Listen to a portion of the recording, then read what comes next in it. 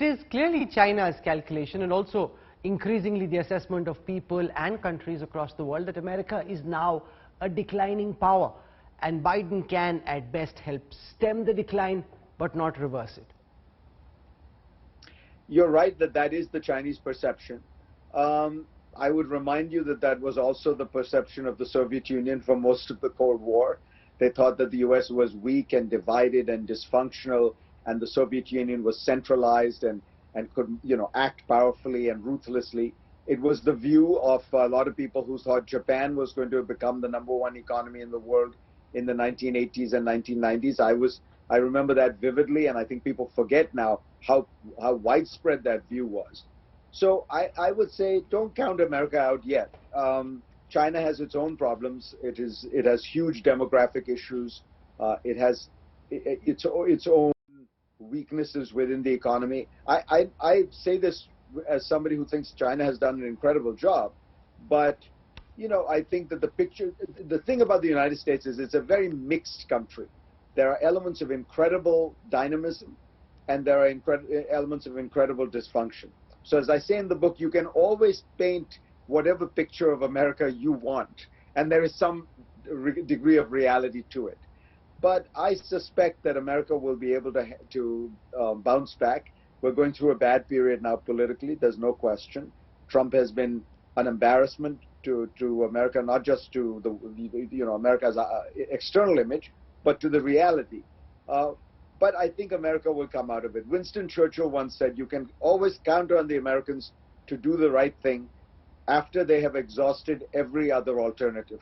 We're currently exhausting all the alternatives. But let's go back to your book, because when you describe the decline of the British Empire, you speak of a series of missteps, the World War, and all of what Britain did over the 20th century in the initial years, which finally exhausted the British Empire.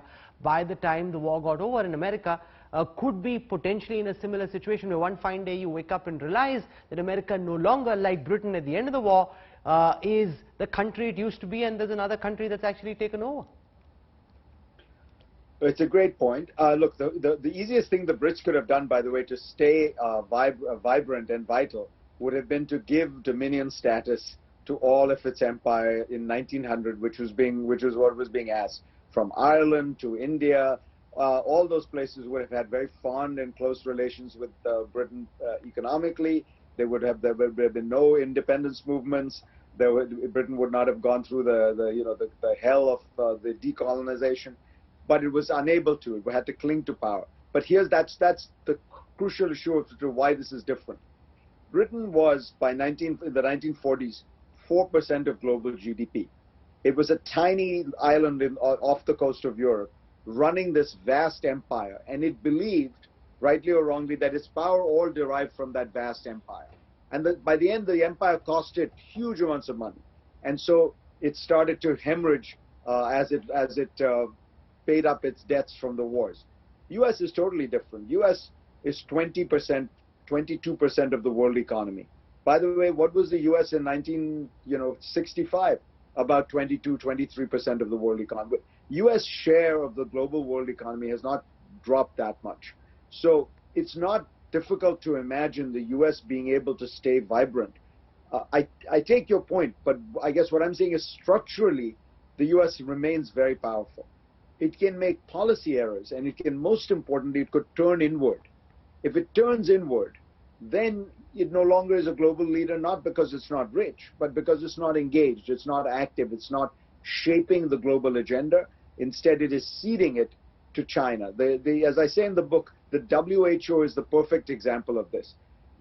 Whatever the mistakes of the WHO, and they're real, the US, by choosing to withdraw from it, is essentially leaving the field open for China to dominate the WHO. Instead, what it should do is actually double up and say we're going to reform the WHO, make it possible for it to have stronger enforcement mechanisms, and we will even increase funding rather than decrease funding. So that's a choice. US can easily afford it. Let's spend a moment talking about the challenges posed by China in an Indian context, and how a Biden presidency would look at the build-up along the India-China border and the possibility of an armed conflict.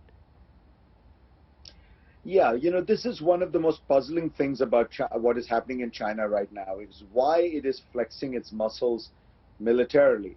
Um, Not just with India, as you know, it's happening with Vietnam, with the Philippines, with Japan to a certain extent. I think the only explanation I can come up with is that Xi Jinping really represents a marked shift in China's worldview.